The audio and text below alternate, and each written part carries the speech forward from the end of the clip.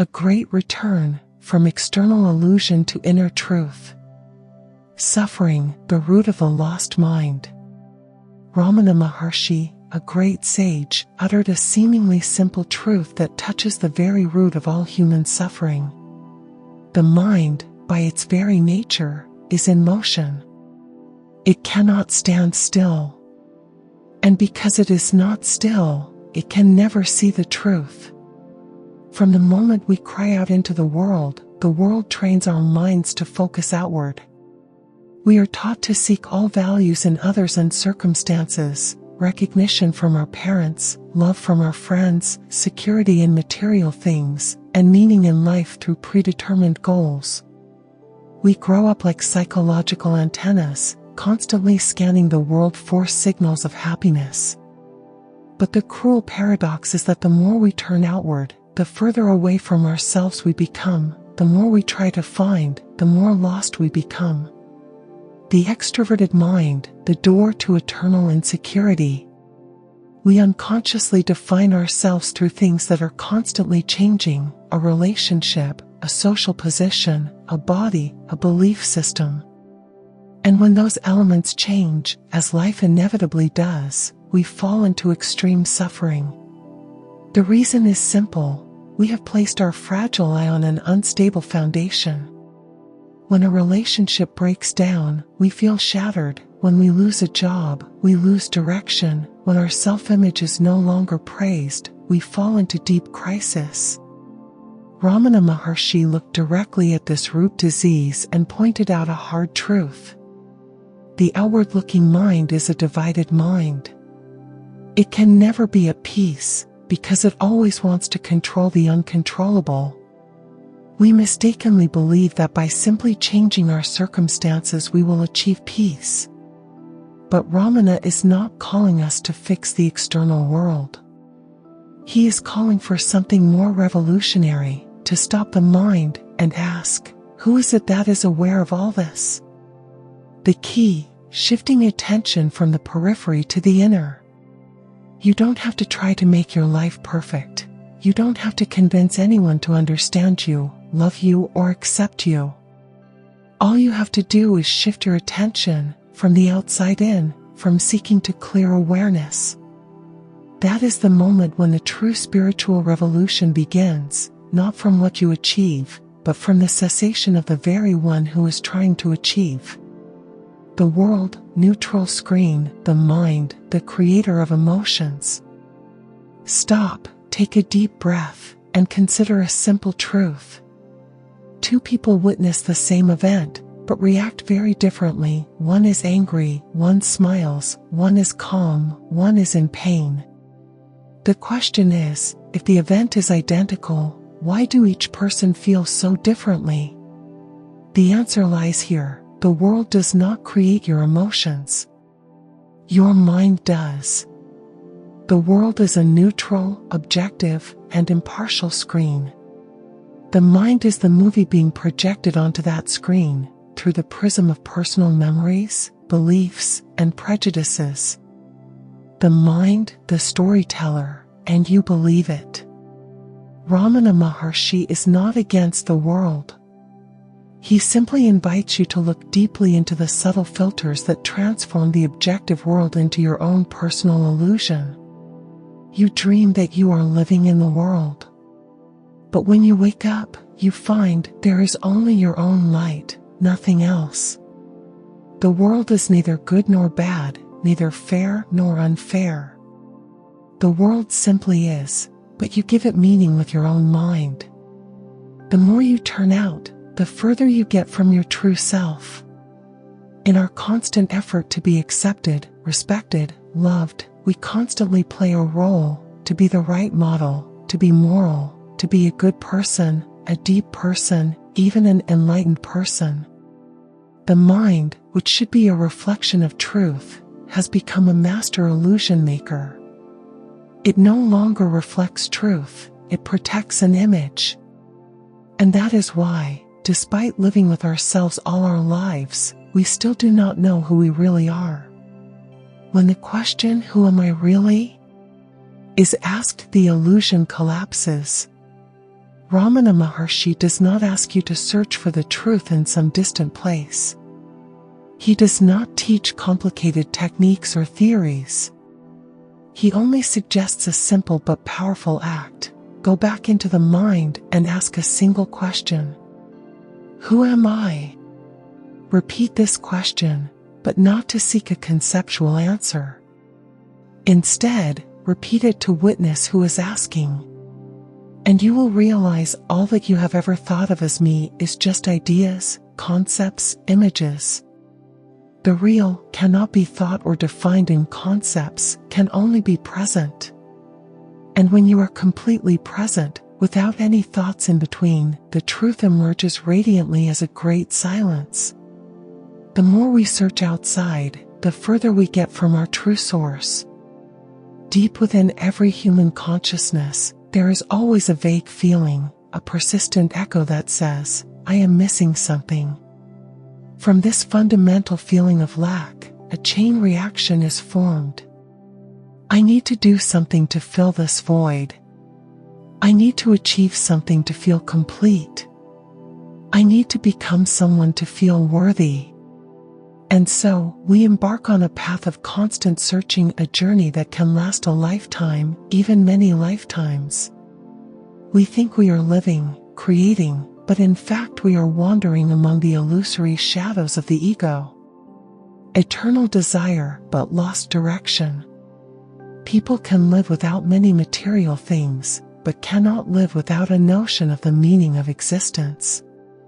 So when we cannot find fulfillment within ourselves, we start looking for it everywhere else, in the love of others, in professional success, in our ideal self-image, or even in religious teachings, spiritual practices, and even the concept of enlightenment. We mistakenly think that we are getting closer to liberation, but in reality, the mind is just constantly changing objects to cling to. Ramana Maharshi looked straight at this truth and affirmed, the mind is the seeker. The self-nature does not seek anything. When the mind stops seeking, the self-nature is revealed. Searching, the sign of true forgetting. You cannot search for something if you already know where it is. And the obvious truth is, you are what you are searching for. But you have forgotten. Like a dreamer who is unaware that he or she is in a dream, you live in the illusion that true happiness lies ahead, and a better version of yourself in the future. When you say to yourself, I will find peace when, you are inadvertently postponing the obvious truth that is present right now. Ramana is not inviting you to try to achieve anything more. He is simply inviting you to return to where you have never left, this moment, this being, this pure presence. Enlightenment, where you stop, not where you go. In the contemporary spiritual world, enlightenment is often described as an extraordinary, transcendent state, an overwhelming expansion of consciousness, a sense of transcendental bliss, or a higher vibrational energy.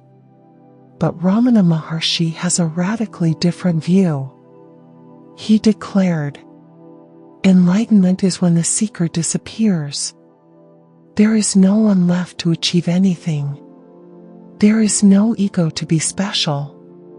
There is no one left to hold on to anything. Enlightenment does not come after you have met the conditions or accumulated enough effort. Enlightenment comes when all conditions, all attachments, fall away completely. Truth does not come, because it never goes away. You do not need to climb to a higher plane of consciousness. You do not need to understand anything profound or mysterious. You do not need to experience extraordinary, illusory states. You just stop. Stop searching. Stop defining yourself through concepts. Stop holding on to ideas of I. And when all these layers of attachment fall away, what remains is not a meaningless void, but pure life, the radiant and eternal true self. The solution, not controlling the mind, but returning to the source. Most people who embark on a spiritual path carry a deep-seated belief: I must control my mind. If I can tame it, I will attain peace. And so begins a long journey of techniques, sitting in meditation to try to stop thinking, focusing on the breath to calm the mind, chanting mantras to keep the mind from wandering, and practicing rituals to achieve a state of calm. But a cruel paradox exists. The more you try to control your mind, the more it rebels, the more it resists. This happens because the mind is not something you can control by force or will. It is an entity whose profound nature you need to understand in order to transcend. The mind is a wave, you are the ocean, the truth of peace. Think of the mind as the waves of the ocean, sometimes gentle and calm, sometimes violent and turbulent. If you stand in the middle of the ocean and try to calm each wave, you will be exhausted and never succeed. But if you dive deep into the ocean, into the eternal space and absolute silence, you will find an unshakable peace. Ramana Maharshi does not teach you to kill thoughts. He invites you to return to the place where all thoughts arise, a pure space, untainted by any interpretation. Do not fight with the mind. Go back to the one who sees the mind working. That one, the self. And the self is never disturbed. You are not the controller of the mind, you are the one who knows its movement. The greatest, most subtle trap in the practice is the ego's disguise as a practitioner. The practitioner longs to stop all delusions, to maintain constant mindfulness, and to attain special spiritual experiences. But all these aspirations, however noble, are just the I seeking to become better, to excel, through spiritual techniques. Ramana does not reinforce this I. He dissolves it with a surprisingly simple question, but one that has the power to destroy all illusions. Who is it that wants to control the mind? When you actually turn around and search for that person, you will be amazed to realize there is no one. That person is just an idea, repeated in the mind so often that you mistake it for a real entity. The mind does not need to be defeated, it just needs to be unpowered. Every time you follow a thought, every time you give it energy with attention and trust, you are giving it the energy to exist and grow. But if you simply observe without interfering, without judging, without clinging, thoughts will naturally dissolve. It is like a cloud in the sky. If you do not add wind to it, do not try to hold it back, it will gradually dissolve into the vastness of space. Thoughts have power only when you believe they are you. See that you are just the one who sees, and freedom comes. The mind does not need to be eliminated, because after all, it is not a real, independent entity.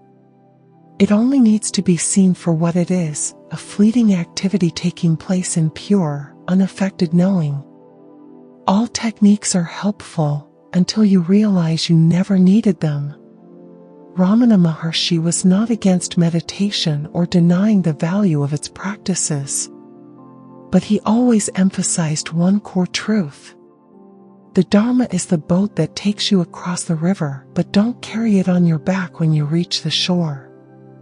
Most of us often stop at the techniques themselves, infatuated with them, without ever asking deeper, who is practicing? Who is trying to achieve peace? That mind controller, does it really exist? Because we don't go back to the root, we keep repeating the vicious cycle, action, temporary gain, then loss, action again. And as a result, we never fully rest in the unwavering knowing our true nature. Awakening, the fall of the false, not a new state. In the modern spiritual world, the concept of awakening is often painted with brilliant and extraordinary experiences, a wonderful sense of oneness, a state of profound bliss, a flow of pure energy throughout the body, or a radiant awareness of universal truth. However, all of these, while they may be important milestones on the spiritual journey, are not true awakening. Because all states, no matter how miraculous, have a beginning and an end. They come and go. And what changes, what can be lost, cannot be the ultimate, eternal truth. True awakening, a disintegration, not a new experience. Ramana Maharshi went straight to the heart of the undeniable truth. Enlightenment is not something you achieve.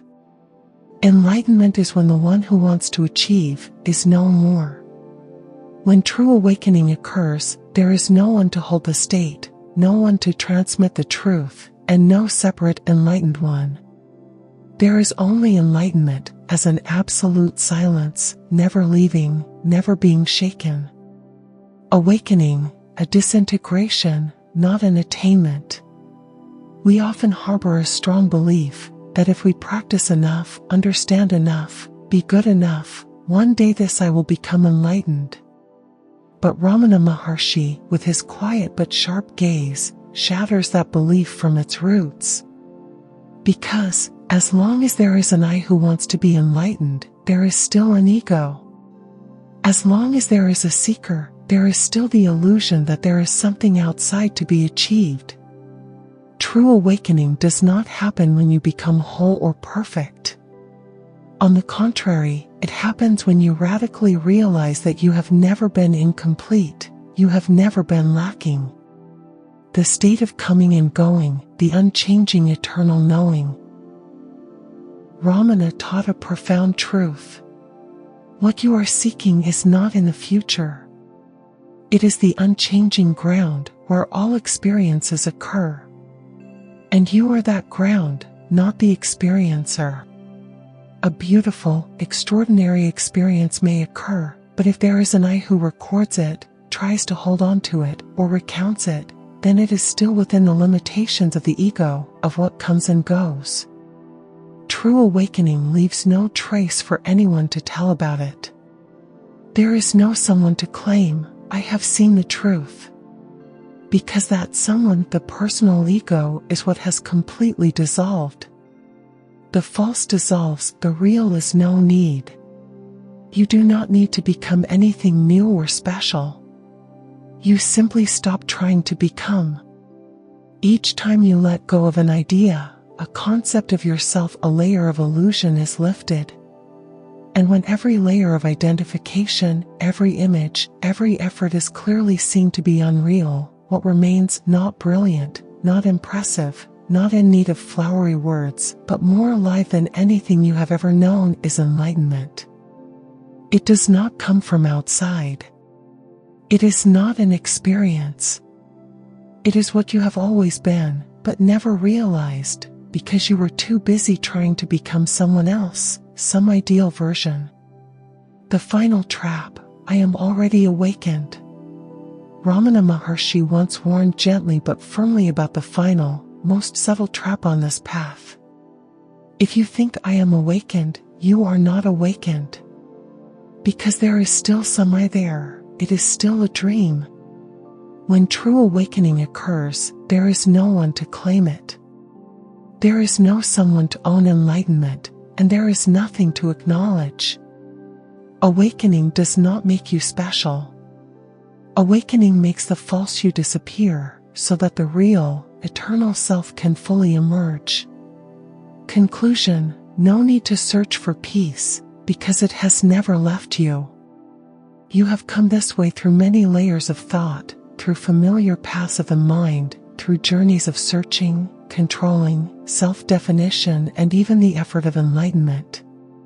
But if you now stop all interpretations, stop pursuing anymore, you will see this strange thing. You have never lost peace. You have only temporarily looked in the wrong place. Peace is not a destination, it is a foundation you have never left. From beginning to end, there is only one mistake. You think you are the one who is searching. You think you are the one who is lacking, and peace is something you have to achieve. But true peace does not need to be achieved. Peace is your nature, when no one is trying to get anything. When you let go of everything, you don't fall into nothingness. You fall back into the only thing that cannot be lost, yourself. There is nothing left to understand, only knowing is silently present. If now, your mind says, "So what am I supposed to do?" Just pause and ask. Who is asking that question?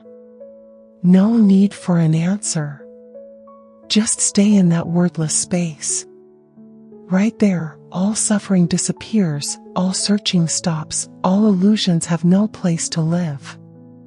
Stillness is not ahead, it is right here. In this moment. In yourself. You don't need to go anywhere. You don't need to become anyone. You don't need to have anything else. You are not what you think. You are what has never changed, before any thought. And you are always that, even when you forget. Namaste.